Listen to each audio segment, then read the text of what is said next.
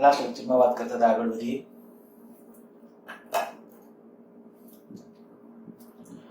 LCR શ્રેણી પરિપથ માટે ફેઝરની રીતે પ્રવાહનું સમીકરણ અને કણા તફાવત એનું સૂત્ર તારવેલું હતું. ઝડપથી એકવાર ટૂંકમાં રિપીટ કરી જાઉં છું.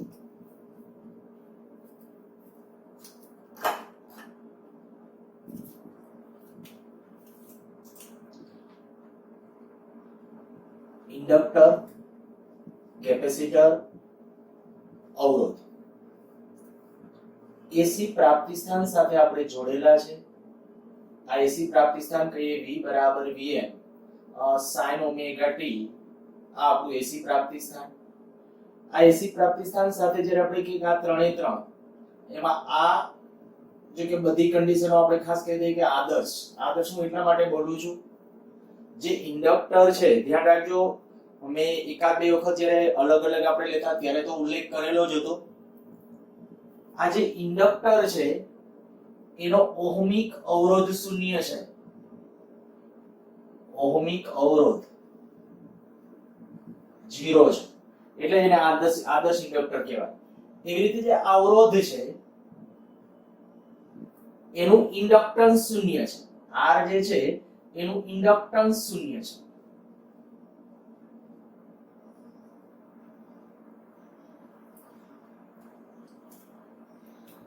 કેપેસિટર છે એ આદર્શ, એટલે તમને ખ્યાલ છે કે કેપેસિટરની બે પ્લેટો હોય એ અનંત વિસ્તરીય પ્લેટો, અને બે વચ્ચેનું અંતર છે પ્લેટોના પરિમાણની સરખામણીમાં ખૂબ નાનું. તો એવું કેપેસિટર એટલે આદર્શ, અને એ આપણે આદર્શ કેપેસિટર જ આપણે ડિસ્કશનમાં છે, એટલે બાકીની આપણે એમાં ડિસ્કસ કરવાની જરૂર નથી.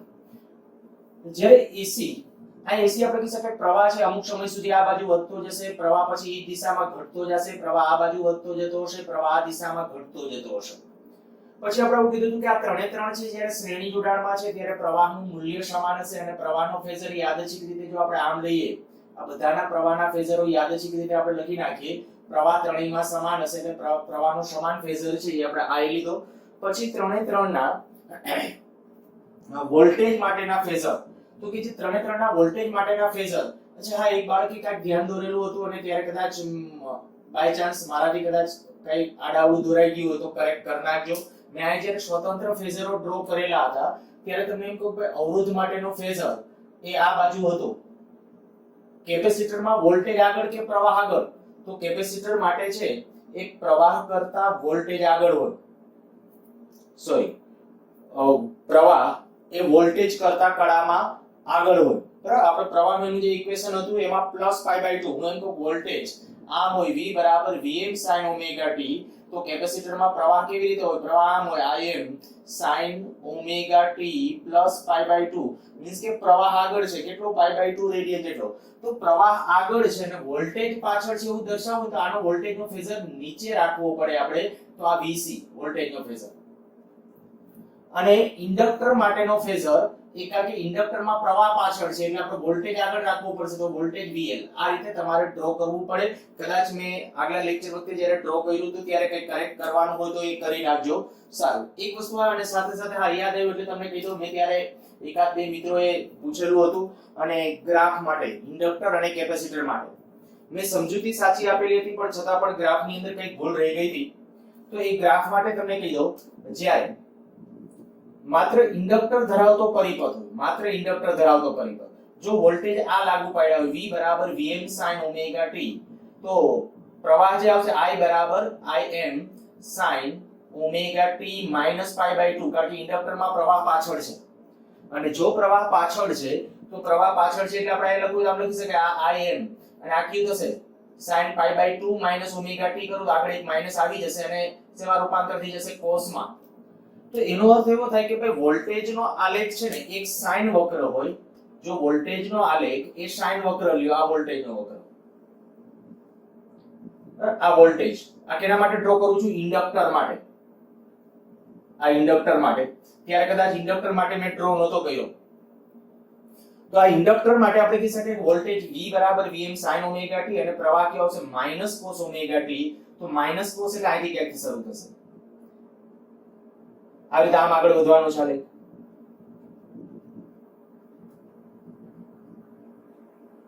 સમજાઈ ગયેલું હોવું જોઈએ.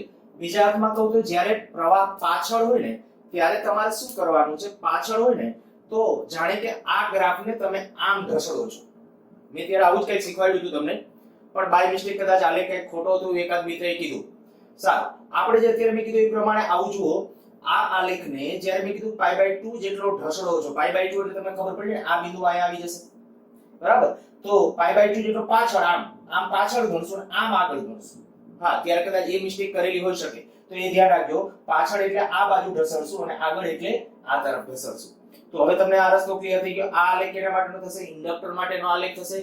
જો કેપેસિટર માટે પણ આલેખ ડ્રો કરી નાખું તો ધ્યાન રાખજો, અને આ જે જગ્યાએ કરેક્ટ કરવાનું છે કરેક્ટ કરી નાખજો, બરાબર. પછી જે તે સમય પાછા નોટમાં લોચા ન નીકળે. જ્યારે આપણે કહીએ કે વોલ્ટેજ માટેનો આલેખ, આયા જો કેપેસિટર માટે કીધું તો V બરાબર Vm sin omega t જ લો વોલ્ટેજ, તો પ્રવાહ કેવો આવશે? તો પ્રવાહ I બરાબર Im sin omega t plus π/2. આ કયું ચરણ થશે? બીજું ચરણ. બીજા ચરણમાં sin પ્લસ હોય તો આપણે કહી શકાય In cos omega t. cos વક્ર આવે, વોલ્ટેજ પ્રવાહનો વક્ર કયો આવશે? cos વક્ર. તો આપણે કહી શકાય જો વોલ્ટેજ હું sin વિધેય અનુસાર ડ્રો કરું, આ વોલ્ટેજ, આ માની લો કે આપણા વોલ્ટેજ sin વિધેય અનુસાર કંપ વિસ્તાર દરેક જગ્યાએ સરખો રાખો, અહીંયા જેટલો રાખો એટલો જ. ઓકે, ચાલો. આ વોલ્ટેજનો વક્ર, પ્રવાહ કયા વિધેય અનુસાર? cos વક્ર. તો cos વિધેય એટલે કેવી રીતે શરૂ થશે? આપણને ખ્યાલ છે, cos વિધેય છે અહીંથી શરૂ થશે.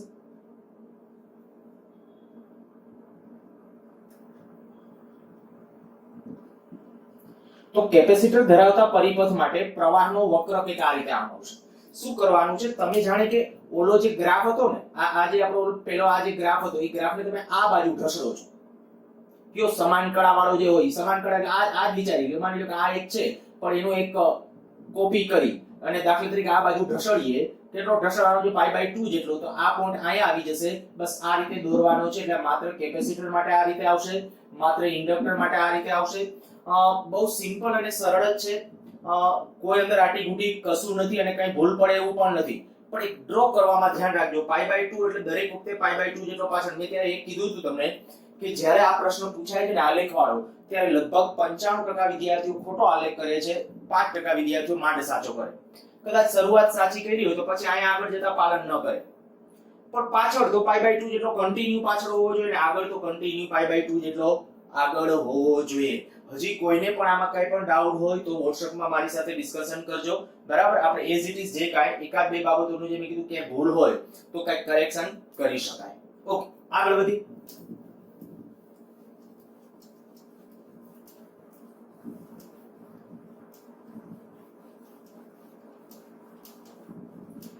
આપણે જે ઇન્ડક્ટર અને અવરોધ લીધા છે, આદર્શ ઇન્ડક્ટર એટલે હવે તમને અર્થ ખબર પડી ગઈ કે બે જેનો ઓહમિક અવરોધ કેવો છે? 0.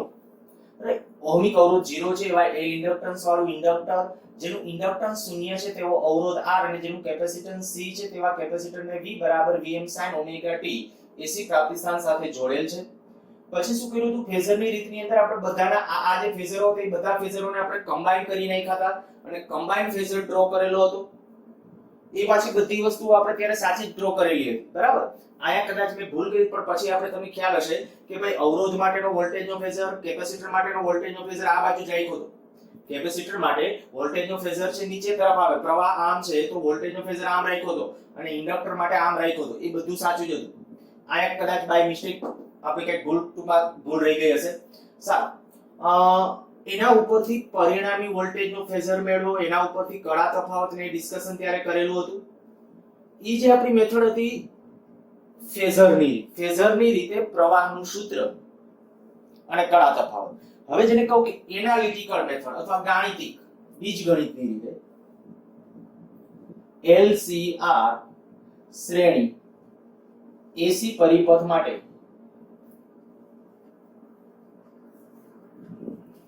વિશ્લેષણ મેથડથી અથવા ગાણિતિક મેથડથી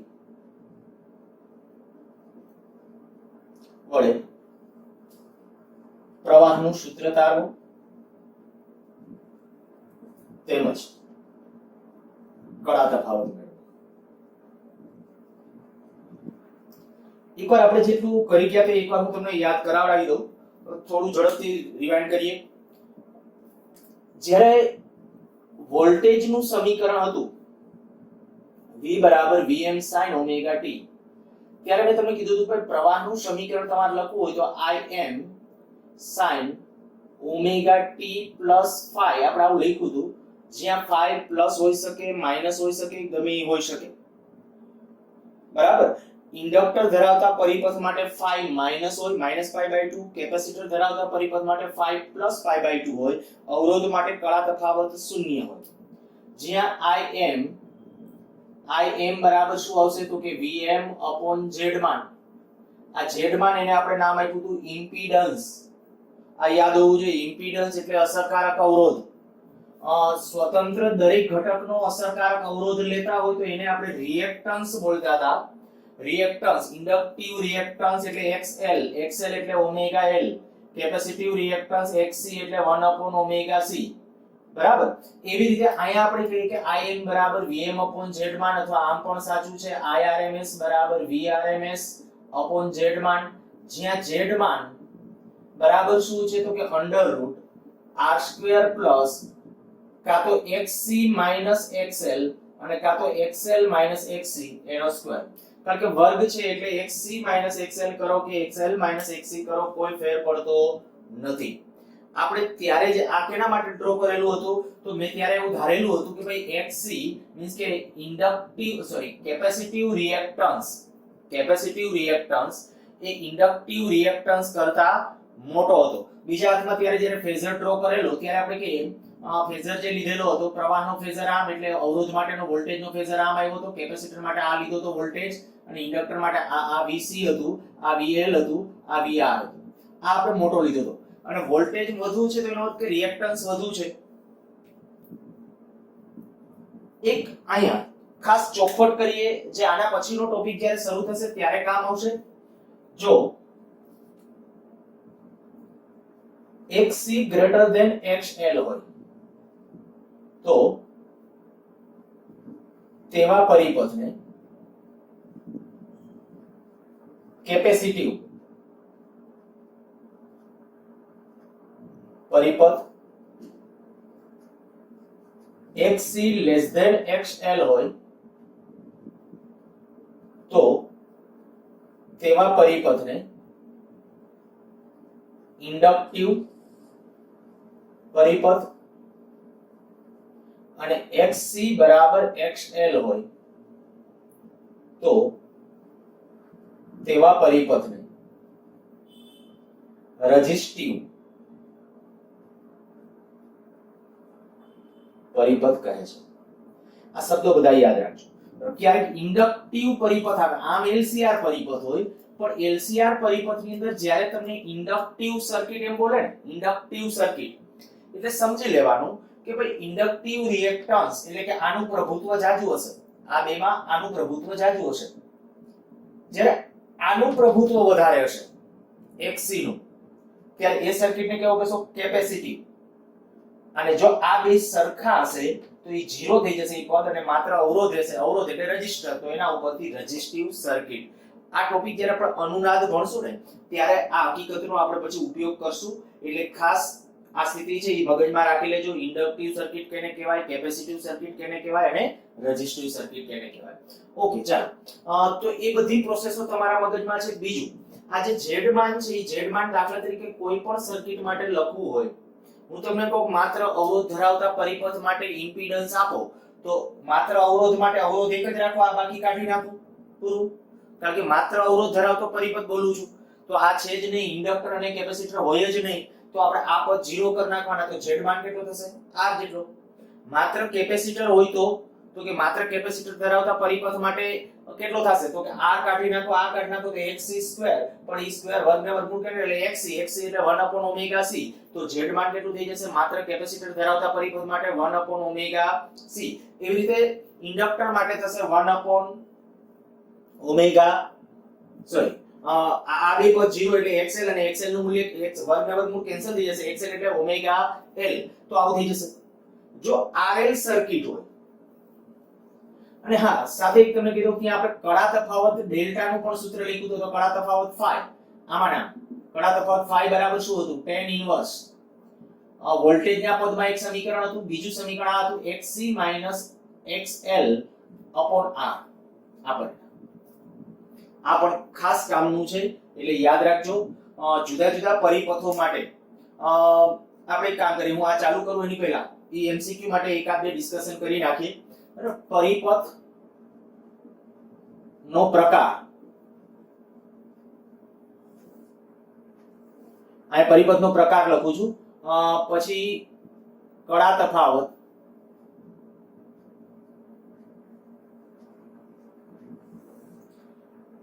ઇમ્પિડન્સ Z માં. ઓકે, પછી પ્રવાહનું સમીકરણ ને લખી શકાય, પણ આટલું આવડશે એટલે બાકી નો આવડશે. ચાલો, પરિપથના પ્રકારમાં હું પહેલું લખું છું માત્ર અવરોધ, માત્ર R. તો માત્ર R ધરાવતા પરિપથ માટે કડા તફાવત phi કેટલો? 0. આ હોય જ નહીં. 0 tan 0 0 tan ની વેલ્યુ 0 ક્યારે થાય? 0 માટે. તો phi બરાબર 0, એટલે કે સમાન કડામાં હશે. બરાબર, કોણ? વોલ્ટેજ અને પ્રવાહ સમાન કડામાં. હું અહીંયા લખી નાખું છું V અને I સમાન કડામાં. Z માન કેટલું? તો કે Z માન નું મૂલ્ય આવશે R જેટલું. આવી રીતે માત્ર ઇન્ડક્ટર ધરાવતા પરિપથ માટે જો આયા પરિસ્થિતિ પ્રમાણે આપણે phi લેતા હોઈએ, phi, તો -π/2 આપણે કરવો પડે. તો phi બરાબર -π/2. પણ -π/2 નો અર્થ પ્લસ લખો કે માઈનસ લખો એની સાથે બહુ, કારણ કે તફાવત બોલું છું, કડા તફાવત, તો પ્લસ કે માઈનસ એ તો ચાલશે. પણ ખાસ આ લખવું પડશે કે વોલ્ટેજ એ પ્રવાહ કરતા કડામાં આગળ કેટલો આગળ? π/2 જેટલો. વોલ્ટેજ એ પ્રવાહ કરતા કડામાં આગળ, પ્રવાહ પાછળ હશે. Z માન કેટલું થશે? તો કે Z માન નું મૂલ્ય કેટલું આવશે? તો કે Z માન એટલે XL જેટલું આવશે, અર્થાત કે ઓમેગા L જેટલું થશે. ચાલો, આ જ રીતે માત્ર કેપેસિટર માટે તમે લખી નાખજો એક કોલમ ની અંદર. હું અહીં લખતો નથી, માત્ર કેપેસિટર. બરાબર, માત્ર કેપેસિટર માટે phi બરાબર π/2 અને અહીંયા આવશે વોલ્ટેજ પાછળ આવશે અને ત્યાં XC એટલે 1/ωc. પછી RL શ્રેણી. જો RL શ્રેણી પરિપથ છે તો RL શ્રેણી પરિપથ માટે કડા તફાવત phi. કડા તફાવત phi લખવું છે, અહીંયા આવી જાવ.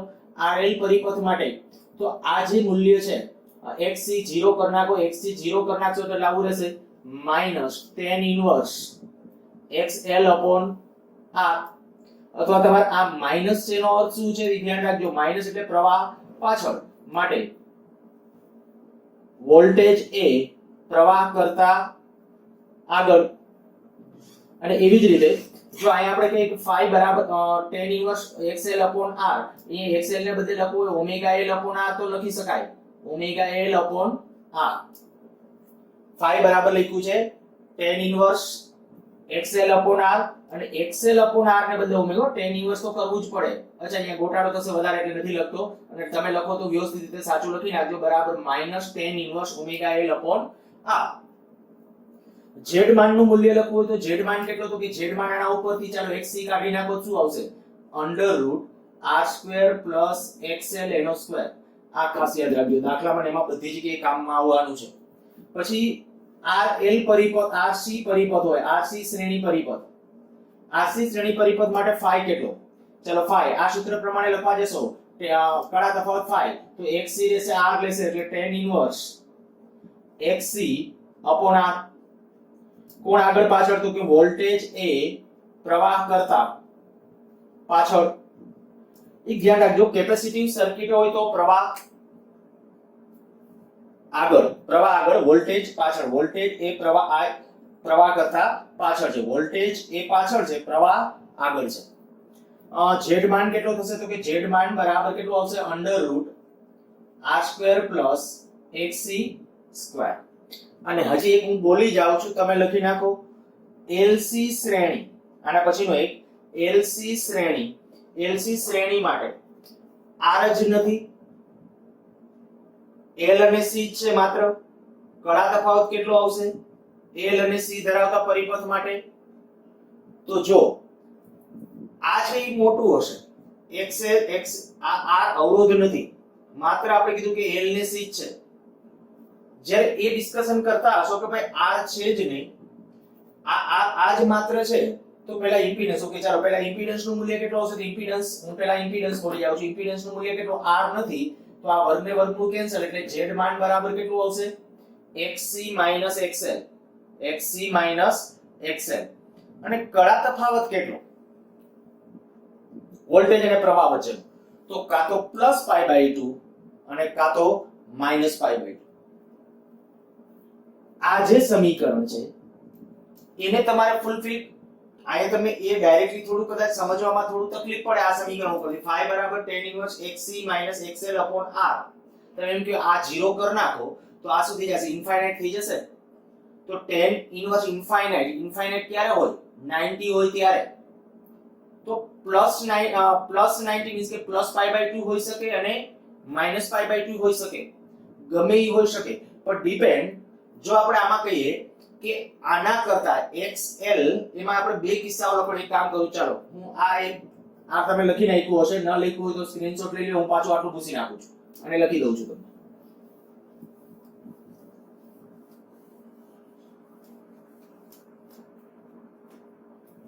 ક્યાં સર્કિટ માટેની વાત હતી તો કે LC શ્રેણી માટે આપણે Z1 તો કહી દીધું હતું હું આ કળા તફાવત લખું છું કળા તફાવત આપણે કહીએ કે ભાઈ -π/2 કેના માટે ક્યારે આ કન્ડિશન હશે -π/2 શું કામ તો કે આ 0 કોઈ પણ પદના છેદમાં 0 એટલે ઇન્ફાઇનાઇટ થયું ઇન્ફાઇનાઇટ ક્યારે વેલ્યુ હોય 90 હોય ત્યારે તો -90 પણ આ ક્યારે જો xc xl હશે તો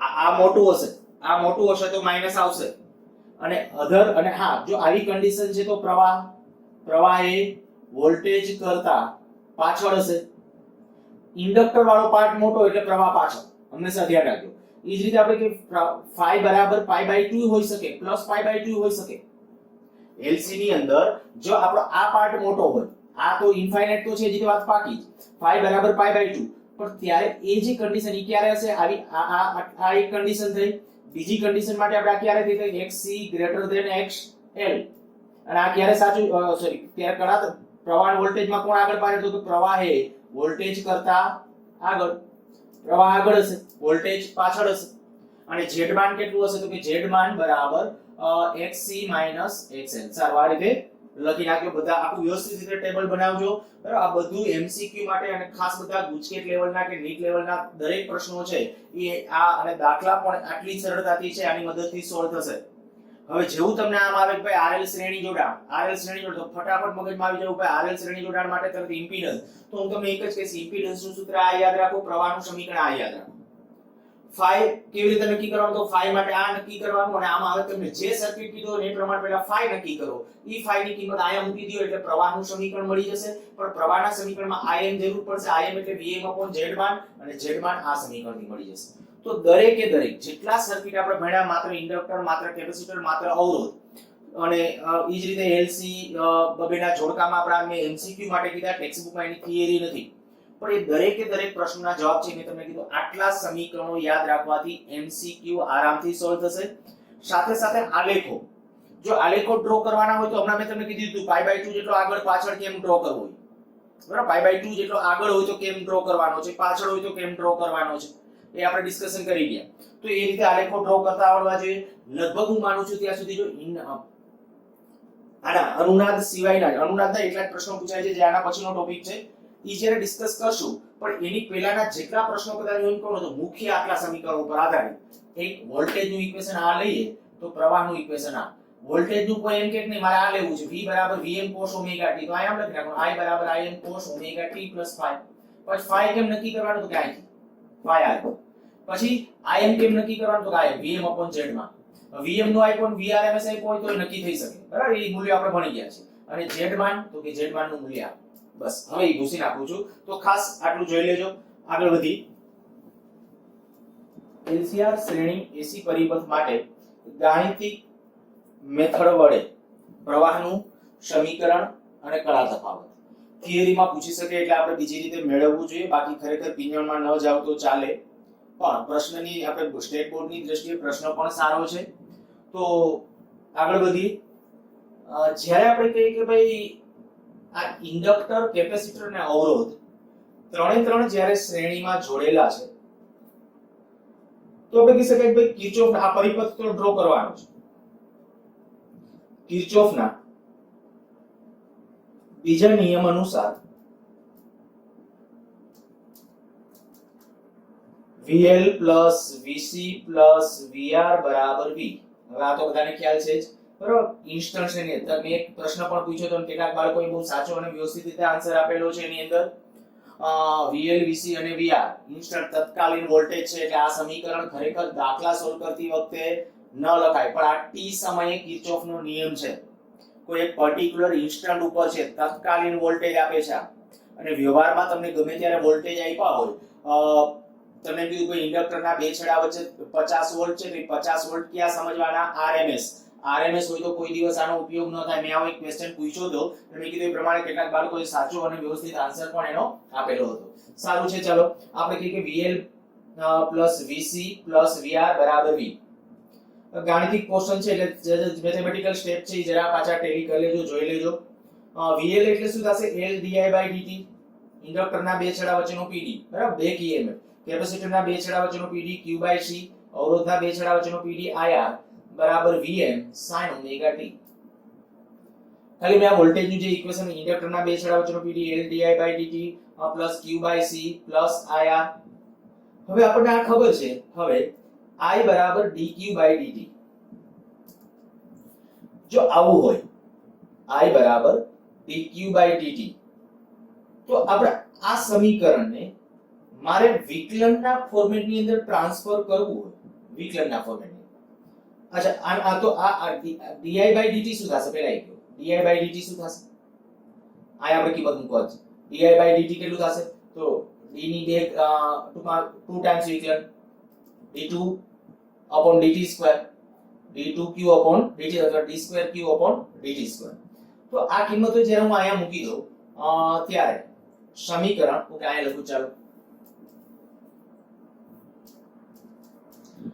L d2q upon dt2 plus આ પદ લખી નાખું છું. પછી I ને બદલે dq/dt એટલે r dq/dt plus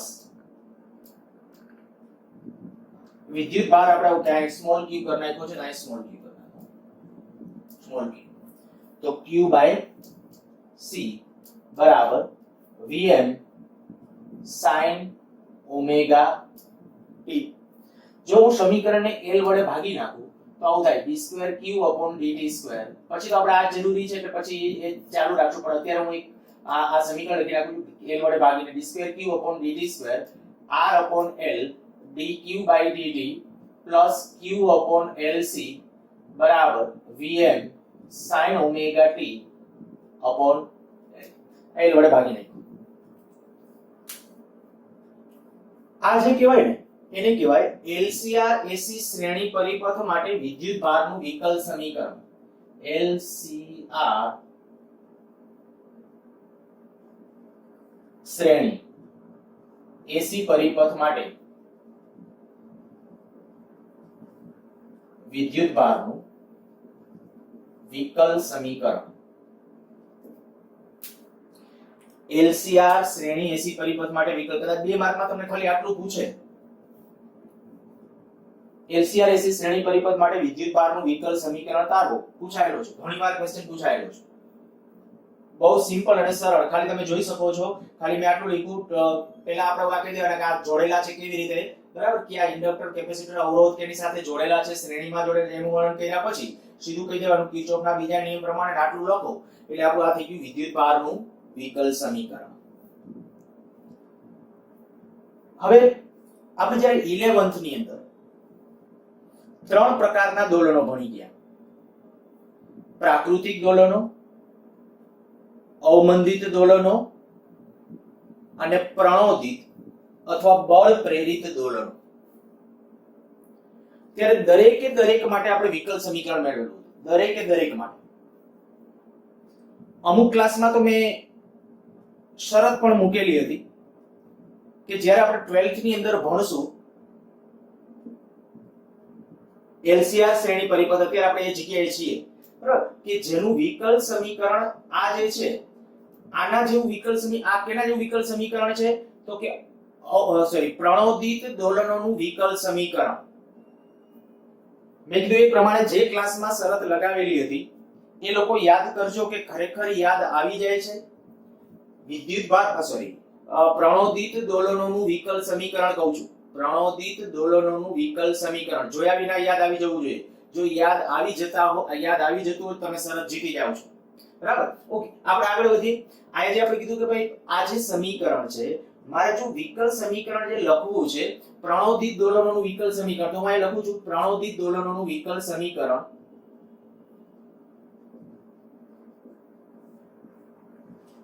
d2y/dt2 plus b/m dy/dt plus આ q/lc ને બદલે ત્યાં ડાયરેક્ટલી તમે ઓમેગા સ્ક્વેર ના સંદર્ભમાં પણ લખી શકો છો k/m y પ્લસ બરાબર f0 sin omega t upon જો આ સમીકરણ બધાને યાદ આવી ગયું હોય તો 100% તમે જીતી જાવ છો એમ કહેવાય. સારું, ન યાદ આવ્યું હોય તો પણ હવે યાદ કરવાનું છે. આ જે સમીકરણ હવે થોડું આ ત્રણ એટલે કે આપણે આના પછીનો ટોપિક છે ને અનુનાદ છે, અને જે 11th માં અનુનાદ ભણ્યા હતા ને એ અનુનાદને પાછો આપણે અહીંયા યાદ કરવાનો છે. એટલા માટે હું તમને અત્યારે કહું છું આ સમીકરણની જે વાત કરું છું કે બળ પ્રેરિત દોલનોનું વિકલ સમીકરણ ને.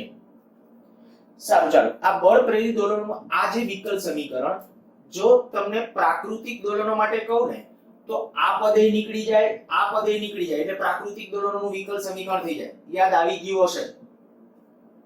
જો અવમંદિત દોલનો જો તો ખાલી આ પદ કાઢી નાખવાનું. પહેલા તો ત્રણે દોલનોનો અર્થ ક્લિયર છે. પ્રાકૃતિક દોલનો એટલે શું?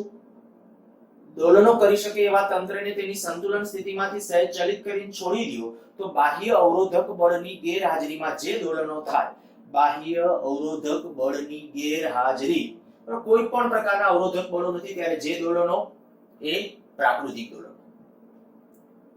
આપણે એવા દોલનો લાસ્ટમાં ભણશું.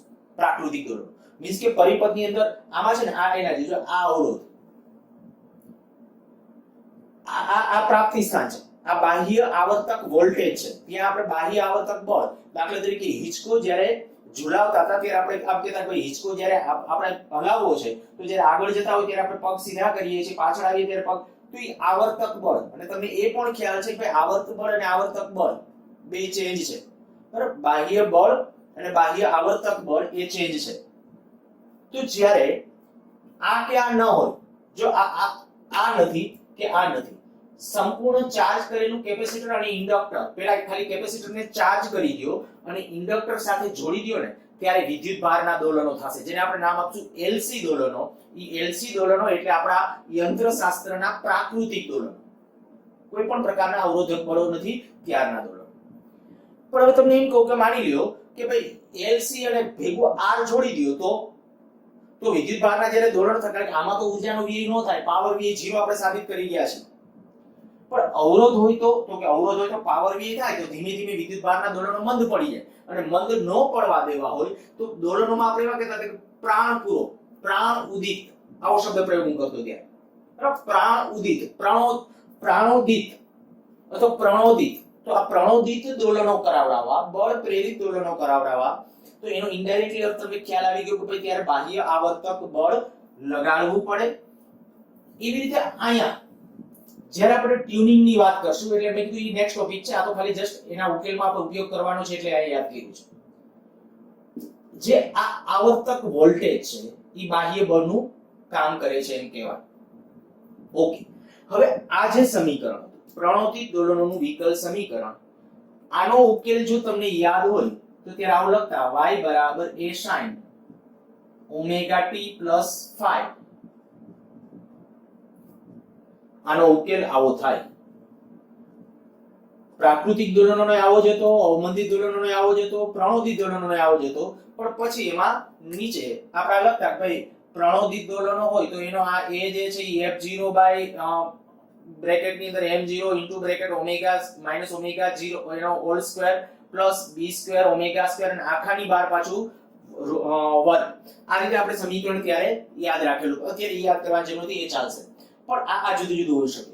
પછી એ જ રીતે અવમંદિત દોલનો હોય તો એ યાદ હશે, એ તો આપણે દાખલા બધા નીટમાં જેમાં પૂછાય છે, તો a of t બરાબર a0 e raised to minus bt upon 2m. બરાબર, આ જે છે કે એનું અવમંદિત દોલનોનું વિકલ સમીકરણમાં જે ઉકેલ હતો તે છે. સારું, અત્યારે એની કોઈ જરૂરિયાત નથી, પણ મારે તમને ખાલી એવું કહેવું છે કે આ જે વિકલ સમીકરણ છે ને ઉકેલ આવા સ્વરૂપનો છે. તો પાછા એ સમીકરણ ઉપર આવી જાઉં છું.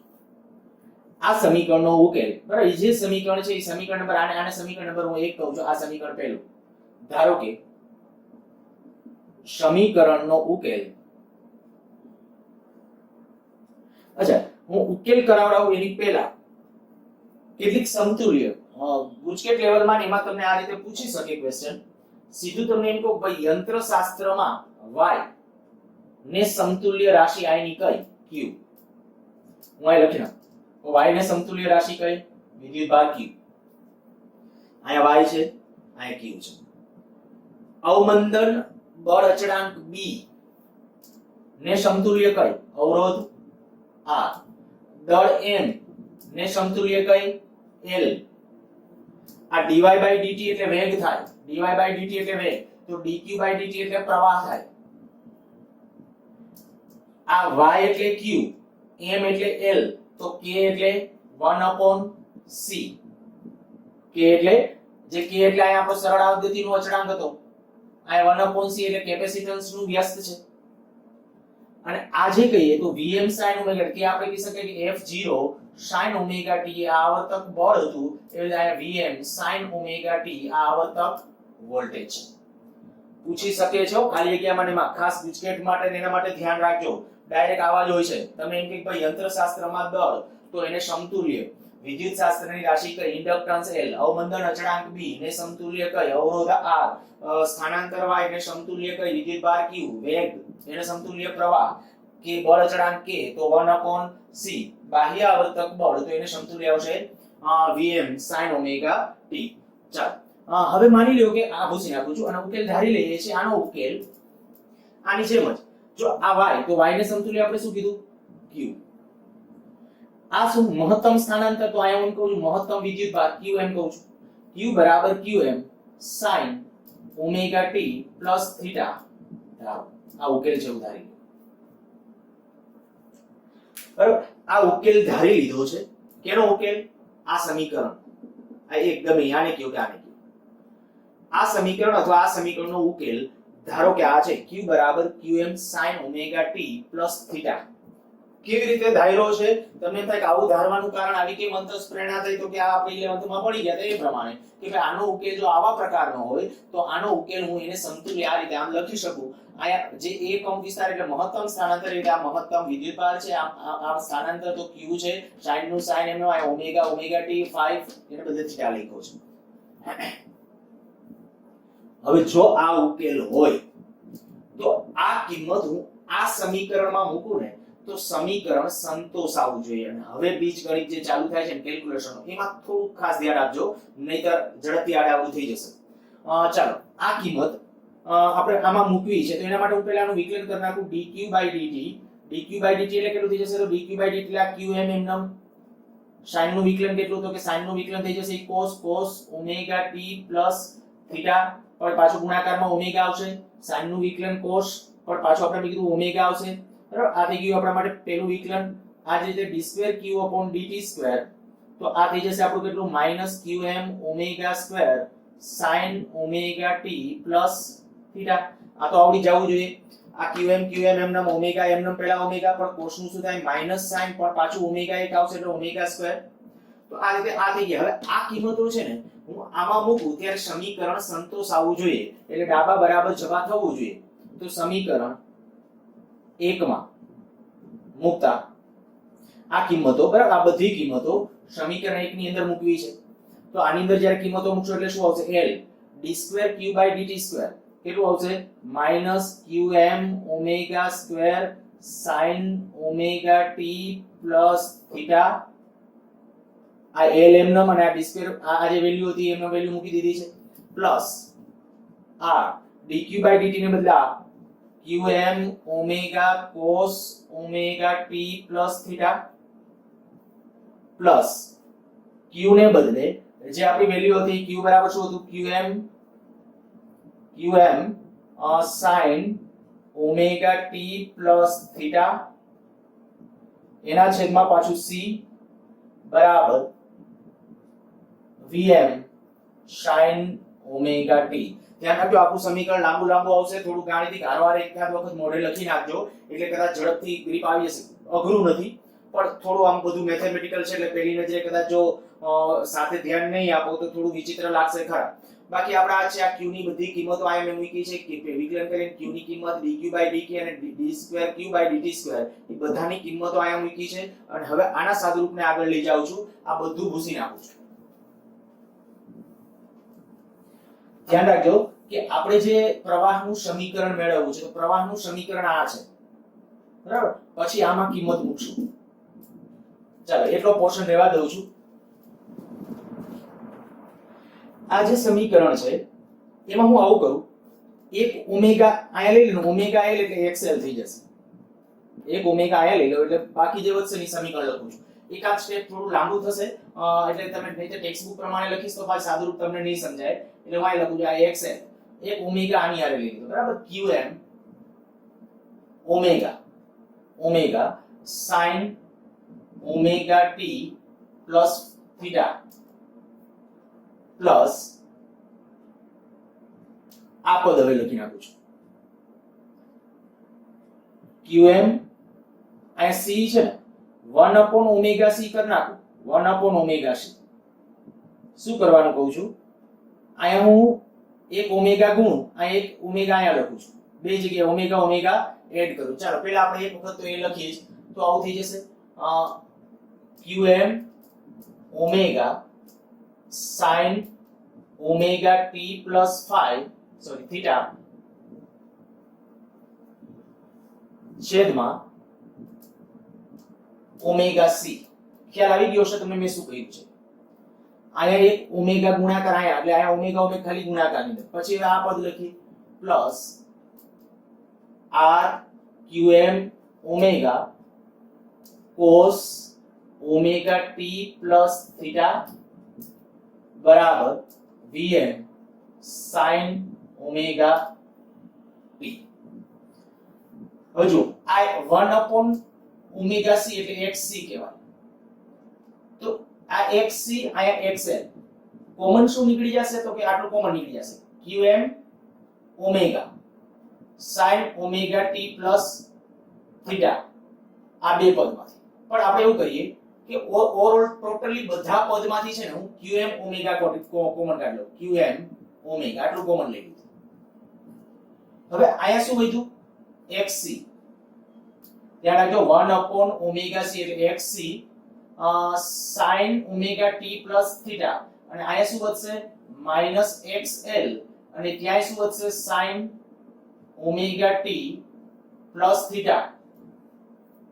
આ બે પદમાંથી હજી મેં શું કર્યું છે તો કે આ પેલા તો qm ઓમેગા સાવ બારે, આ બેમાંથી qm ઓમેગા સાવ બારે જે વધ્યું આ 1 ઓમેગા c એટલે xc અને xl અને sin ઓમેગા ઈ આ પાછું આ બે પદમાંથી આટલું કોમન પ્લસ અહીંયા શું રહેશે r qm ઓમેગા cos અચ્છા આ બારે કાઢી લીધા છે qm ઓમેગા તો આ રહેશે r cos omega t plus theta બરાબર vm sin ઓમેગા t. હવે શું કરીએ, આ જે સમીકરણ છે ને એને હું z વડે ભાગી નાખું છું. ઇમ્પિડન્સ z માં જેને આપણે ઇમ્પિડન્સ z કહું છું બરાબર. ઈ z એટલે આપણું બીજું કોઈ નહીં, જે ઇમ્પિડન્સ આપણે ભણી ગયા છીએ. આ થોડી ગાણિતિક પ્રોસેસ હોય જેને ગણિત તમે કઈ આ બધું કેમ ખબર પડે તો કે બીજું કઈ નહીં, આપણો ટાર્ગેટ છે પ્રવાહનું આપણે જે જાણીએ છીએ એવું ઇક્વેશન મેળવવું.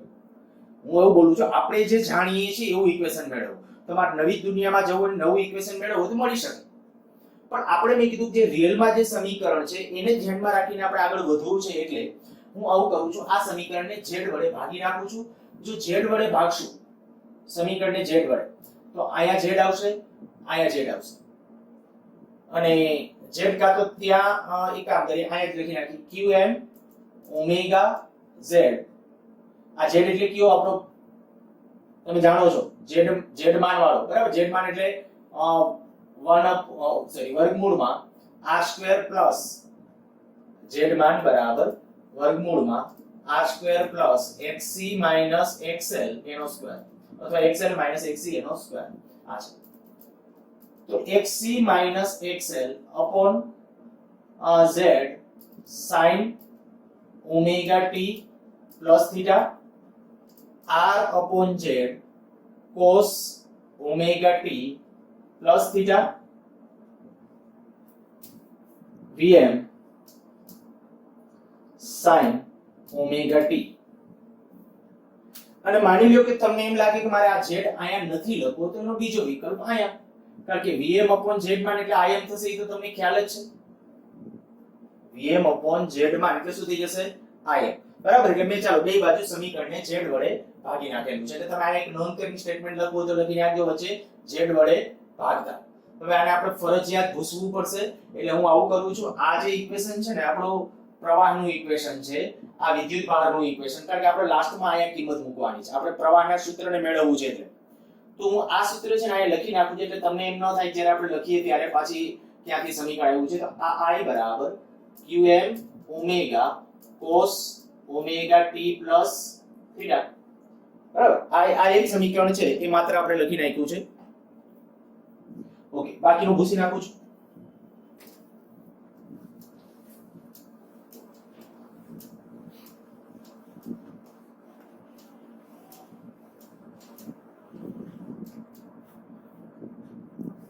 હવે આપણે જે ત્યારે ફેઝર જ્યારે ડ્રો કરેલો હતો LCR માટે ફેઝર ડાયાગ્રામ જેને ફેઝર આપણે પેલું નામ આપેલું હતું એના માટે ઇમ્પિડન્સ ફેઝર એનો ઇમ્પિડન્સ ડાયાગ્રામ તો ઇમ્પિડન્સ ડાયાગ્રામ વખતે તમને ખ્યાલ હશે કે આપણે જ્યારે ઇમ્પિડન્સ ડાયાગ્રામ ડ્રો કરેલો આ પછી આમ આયા r હોય આ xc xl આ z થાય આયા અત્યારે આપણે ખાલી z જ લખ્યું છે z લખું આ phi તો હું આના આધારે આ જે ઇમ્પિડન્સ ડાયાગ્રામ આપણે અગાઉ ડ્રો કર્યો તો એના આધારે મારે એવું કરવું હતું ને એટલે જ આપણે આ રીતે આપણે ચાલ્યા છે તો આપણે કંઈક આયા ટેક્સ્ટબુક પ્રમાણે જ લખશું હવે r upon z બરાબર cos phi ધારો જો આયા તમે જોઈ શકશો cos phi એટલે શું થાય પાસેની બાજુ છેદમાં કર્ણ બરાબર તો tan phi તો ડાયરેક્ટ જ છે આપણા માટે અહીંથી ડાયરેક્ટ tan phi લખવું તો tan phi એટલે શું થઈ જશે સામેની બાજુ છેદમાં પાછળની બાજુ કડા તફાવતનું તો સૂત્ર સીધું જ છે આ ક્યાંથી આ તો તમને પાસે અગાઉ આપણે જે ફેઝર ભણી ગયા હતા એનો ઉપયોગ કર્યો છે જો એનો આ એટલા માટે તમને લખવામાં થોડું સરળ પડે એટલા માટે મેં આનો ઉપયોગ નહીં તો તમે એમ કહી જશે આ મન ફાવે એવું ધારી લીધું r upon z બરાબર cos phi ક્યાંથી ધાર્યું cos phi એટલે આપણે ખરેખર કોઈ એક વિધેય ધાર આપણે કારણ કે આપણે એક ચોક્કસ ગાણિતિક સ્વરૂપમાં જવું છે એટલે બીજું કંઈ આપણો ટાર્ગેટ નહીં મેથ્સ વાળા તો એ જેને કહેવાય કે જુદી જુદી રીતે આના બરાબર આદેશની રીત કહેવાય આ ઉલ્યો તો એના બરાબર પછી ને છેદનું સૂત્ર પાછું ખબર છે તો આયા મૂલ્ય છે ને sin ના પદમાં થાય જો એ તમને ક્યારે ખબર પડશે આના ઉપરથી જ ખબર પડશે કારણ કે આ r છે આ xc x એટલે તમે એક બાજુ અંદર કાને આ ડ્રો નથી કરવાનું આયો બરાબર આ ડ્રો કારણ કે આ તો ફેઝરની રીતનું છે આ ફેઝરની ટેકનિક છે આ તમારે ડ્રો નથી કરવાનું પણ આ અહીંયા ધારો ત્યારે તમારે ગોખવું ન પડે એટલા માટે તમે આવું કરજો phi બરાબર શું હતું તો કે આ રીતે આમ ત્રિકોણ બનાવ્યો એટલે cos phi એટલે r upon z તો હવે આના ઉપરથી વિચારો કે મારે sin phi લખવું હોય તો અહીંથી ચાલો sin phi લખવું હોય તો sin phi એટલે xc xl upon z જો અહીંયા હું sin phi લખી શકીશ જ્યાં phi કડા તફાવત ધ્યાન રાખજો phi કડા તફાવત તો હું એ રીતે લખી નાખું qm ઓમેગા આ qm ઓમેગા એનો આયા જે પદ છે એની જગ્યાએ શું લખું છું sin phi sin omega t plus theta plus આયા શું cos phi cos omega t plus theta બરાબર vm upon z એને બદલે im કરી નાખું ચાલે im sin ઓમેગા t ત્યાં એનો vm રાખો તોય કોઈ ફેર vm by z રાખો તો કોઈ ફેર પડતો નથી હવે મેથ્સ વાળાને તરત યાદ આવી ગયું હશે જો આવું હોય cos alpha cos beta plus sin alpha sin beta તો શું લખાય cos આલ્ફા માઈનસ બીટા બરાબર, તો બીટા માઇનસ આલ્ફા, કારણ કે કોસ યુગ્મ વિધેય છે એટલે કોઈ ફેર પડતો નથી. તો હું અહીંયા આ રીતે આમ લખું છું qm ઓમેગા, આને બદલે લખી નાખું છું cos, આ આલ્ફા ગણું છું, આ બીટા, આ આલ્ફા, આ બીટા, બરાબર, cos alpha cos beta sin alpha sin beta. તો એવી રીતે હોય તો cos આલ્ફા માઈનસ બીટા તો કંઈક આવું થશે cos omega t plus theta minus 5 બરાબર im sin ઓમેગા t. હવે અહીંયા સુધી પહોંચ્યા ત્યાંથી તમને હવે થોડુંક એવું લાગે છે ડાબા બરાબર આપણે જબા કરવાનો આપણો પ્રયત્ન હતો, બરાબર, ડાબા બરાબર જબા, પણ ભાઈ એ તો ખબર પડી ગઈ કે આમાં ક્યાંય ડાબા બરાબર જબા થાય એવી કોઈ શક્યતાઓ ખાસ લાગતી નથી. પણ ધ્યાન રાખજો, મેં શું કીધું હતું કે આપણે જે વિકલ સમીકરણ લખી અને એનો ઉકેલ ધાર્યો, આ 11th માં તમને શીખવાડેલું હતું કે જે ડીરાક આ જે ડીરાક અને એના સાથીદારો જે ટેકનિક આપેલી, આ મેથ્સ ની આ જે ટેકનિક વિકલ સમીકરણના ઉકેલો વાળી, શું હતું ઈ? તો એની અંદર ખાસ પેલા વિકલ સમીકરણ મેળવી પછી એનો ઉકેલ સમીકરણની સમિતિ ઉપરથી ધારી લ્યો અને ઉકેલ ન આવે ને તો ઉકેલ બનાવો. બસ આપણે અહીંયા એ જ કરીએ. જો આ આપણે પેલા ઉકેલ ધાર્યો તો કયો? હા, q બરાબર qm sin omega t plus theta, આ ધાર્યો તો ઉકેલ. હવે આ ઉકેલ હોય તો શું થાય? સમીકરણમાં મૂકતા ડાબા બરાબર જબા, પણ આમાં ખબર પડી કે ડાબા બરાબર જબા તો ડાયરેક્ટ થતું નથી, પણ એનો ઇનડાયરેક્ટલી અર્થ એવો થાય કે જો ઉકેલ હોય, મીન્સ કે ઓલો ઉકેલ હોય ને તો આ પદ સરખા થવા જોઈએ, અને સરખા થવા માટે હું હજી આને આમ લખી નાખું im cos omega t minus pi by 2.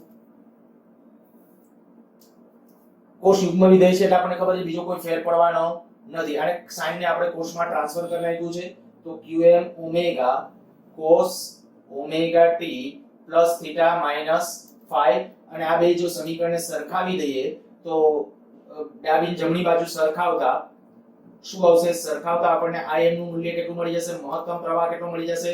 qm omega, im બરાબર થઈ જશે qm ઓમેગા, અને પ્લસ માં પાછું આપણે કહી દઈએ કે આ બેને સરખાવશો, આને નાને વળી થીટા માઈનસ 5 બરાબર માઈનસ 5 નહીં, હા માઈનસ 5 બાય 2. તો એનો અર્થ કે થીટા બરાબર કેટલું આવશે? Minus 5 by 2 plus 5. આવું સમીકરણ થઈ જશે. બસ હવે આપણે આપણા પ્રવાહનું જે સમીકરણમાં જવું હતું ને ત્યાં આવી ગયા.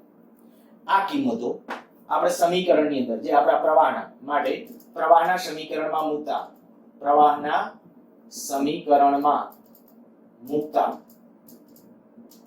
જો પ્રવાહના સૂત્રની અંદર એટલે આની અંદર મૂકશો i તો આની જગ્યાએ શું લખાય? qm ઓમેગા, એના બદલે શું લખાય? im, બરાબર, અહીંયા લખી નાખ્યું મેં im, અને cos આ omega t plus theta, theta બદલે લખી નાખો ચાલો આવું લખું છું, થીટા ને બદલે 5 માઈનસ 5 બાય 2. અને તમને આ ખ્યાલ છે કે ભાઈ આને આપણે ગમે એમ લખો પ્લસ માઈનસ તો બીજો કોઈ ફેર પડતો નથી, અને પાઈ બાય 2 એટલે શેમાં ટ્રાન્સફર થઈ જશે? sin ની અંદર, તો આવું થઈ જશે im sin omega t plus 5. તો આ થઈ ગયું આપણું પ્રવાહનું સમીકરણ જે આપણે મેળવવાનું હતું, બરાબર. આપણો ખાસ ટાર્ગેટ આ હતો કે પ્રવાહનું સમીકરણ મેળવો. તો જુઓ, પ્રવાહનું સમીકરણ આપણે મેળવી લીધું, પણ કઈ રીતે? બીજગણિતની મેથડ. થોડી લાંબી અને સેજ કંટાળાજનક લાગશે, પણ એકાદ વખત લખી નાખશો તો કદાચ આમાં ભૂલ પડવાની શક્યતા પ્રમાણમાં ઓછી. થોડી લાંબી છે કારણ કે એટલા માટે આમ સમીકરણો લાંબા લાગશે, અને હું આગ્રહ રાખીશ કે આપણે જે થિયરીને પેપરો જ્યારે લેશું ત્યારે એની અંદર છે આવા પ્રકારની લાંબી લેન્ધી થિયરી પણ લખતા આવડે તમારે જોવું અને સ્વેચ્છાએ લખવું. સારું, આ પ્રવાહનું સમીકરણ થઈ ગયું, અને હવે આના ઉપરથી કળા તફાવત તો ડાયરેક્ટ લખી શકતો, તો કળા તફાવત શું થઈ જશે? tan phi બરાબર xc minus xl upon z. તો એ થઈ ગયો કળા તફાવત. તો આ થઈ ગઈ આપણી વિશ્લેષણ મેથડ અથવા ગાણિતિક મેથડ વડે આપણો ઉકેલ. આયા લેક્ચરને અટકાવીએ છીએ. વધુ અનુનાદ વાળો જે ટોપિક છે એ નેક્સ્ટ લેક્ચર વખતે શરૂ કરશું. પ્લસમાં કેટલાક દાખલાને એ એટલે થોડું પાછું આપણે કહી શકાય ભાઈ કન્સેપ્ટ છે બધું રિફ્રેશ થઈ જાય. ગાણિતિક પ્રોસેસ વાળું મેં કીધું ખાસ પ્રમાણે લખીને તૈયાર કરજો.